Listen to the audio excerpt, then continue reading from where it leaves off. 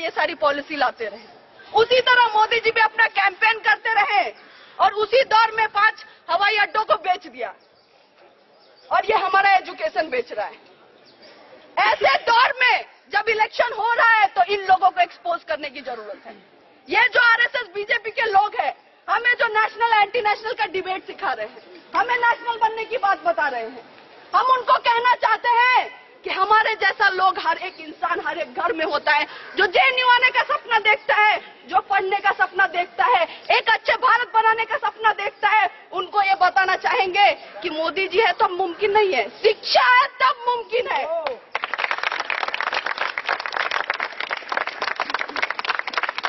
शिक्षा है तब समानता है, शिक्षा है तब सम्मान है, शिक्षा है तब विकास है। ये सारी चीजें उनको समझानी पड़ेंगी।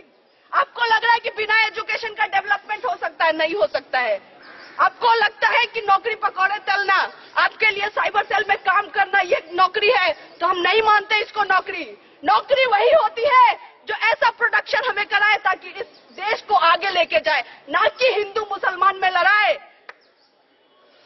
गलत गलत वीडियो डाल के आप दंगे करवा लीजिए पूरे देश में, लेकिन ये देश आपको एक्सपोज करेगा, बोलेगा कि आप ये जो फॉल्स डाइकोटमी क्रिएट कर रहे हैं, इंटरनल एनिमी तब से किए जा रहे हैं। हम पूछना चाहते हैं और हम ये बताना भी चाहते हैं कि इस देश का अगर इंटरनल एनिमी कोई है तो ये आरएसएस के लोग हैं। और ये आज से नहीं, स्वतंत्रता के टाइम से है। ये लोग, जब हमारे देश में लोग मर रहे थे, अपने जान दे रहे थे आजादी के लिए, तब ये सावरकर का फोटो इधर लगा है। ये लोग ही ब्रिटिशर्स को लेटर लिख रहे थे कि हमें माफी दे दीजिए, और अभी ये बोल रहे हैं कि मृत्युंजय जीतेगा या फिर मृत्यु जीतेगा या सावरकर। जब माफीनामा दोगे तो सावरकर जीतेगा, माफीनामा दोगे, देश बेचोगे तो कौन जीतेगा? सावरकर जीतेगा। अगर इनकी चलती तो ब्रिटिशर के गुलाम होते हम, अभी भी हम गुलाम होते अगर इनकी चलती। और इसीलिए फिर से एक बार ये दौर आ गया है कि एक ऐसे लोग हैं जो फिर से हमें गुलाम करना चाहते हैं, जो देश को बेचना चाहते हैं अलग अलग तरीकों से। हवाई अड्डे बेच दिया, लाल किला तक बेच दिया, लाल किला।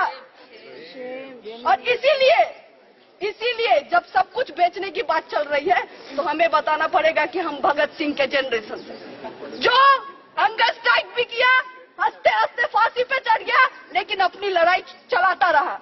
ये बोलता रहा कि अगर इंडिया होगा तो एक ऐसा इंडिया होगा जिसमें सबको समानता होगी, सब शिक्षा ले सकता है, सब हेल्थ ले सकता है, और इस तरह के भारत की सपना हम देखते हैं। और इसीलिए आज हम जनरेशन पे एक बहुत बड़ा हमारे ऊपर एक जिम्मेदारी है कि हम सब मिलके इस मुद्दे को आगे लेके जाए और इनको बोले कि आप चाहते हैं एंटी नेशनल नेशनल का डिबेट करना, हम इन सारी चीजों पे डिबेट करना चाहते हैं। हम पूछना चाहते हैं कि हमारी नौकरी कहाँ है, आप बताइए, हमारा एजुकेशन कहाँ है, आपने कितने हॉस्पिटल्स खोले हैं, कितने नए यूनिवर्सिटीज खोले, ये सारी चीजें आप बताइए, वरना आपको ये देश का जनता उखाड़ फेंकेगा। ये हम उनको बताना चाहते हैं। और इसी के साथ ये बोलते हुए यहाँ पे इस वाइस चांसलर का पुतला हम दहन करेंगे, उसको जलाएंगे, क्योंकि वो रिप्रेजेंट करता है इस कैंपस में उस सोच को। और उसके साथ साथ इस जो आंदोलन को, यहाँ से जो आग जलेगी, उसको हम आगे लेके जाएंगे।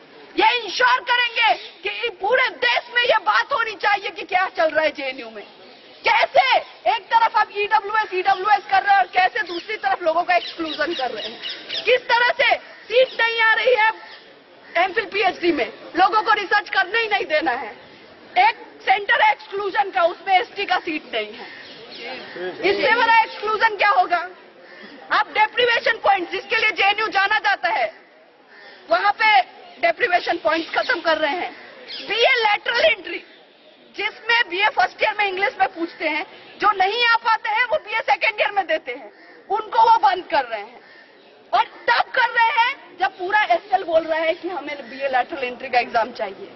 ऐसे दौर में जब ये सारी चीजें कर रहे हैं तो हमें ये समझना पड़ेगा कि हमारा जो एनिमी है उसको अब उखाड़ फेंकना है हमें।